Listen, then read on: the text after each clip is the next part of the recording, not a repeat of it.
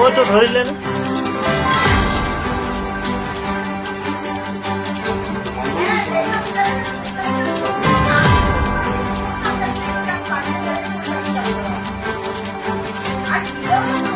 কলা শংকচৰ বুলি কয় আৰু ইংলিছত গ্ৰেটাৰ ব্লেক ৰেড বুলি কয়, যিটো নিশাচৰ সাপ হয়। আৰু প্ৰায়ভাগ মানে ইয়াৰ বাইট কেছটো বহুত বেছি দেখিবলৈ পোৱা গৈছে অসমত আমাৰ।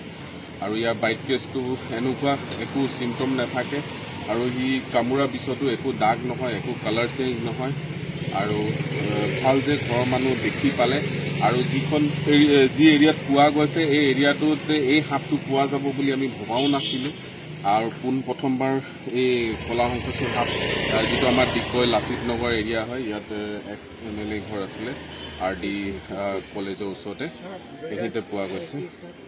এতিয়া বহল কিমান, এইটো দীঘল কিমান আছে? দীঘলটো আছে দেই, 2.5-3 ফুটমান দীঘল আছে।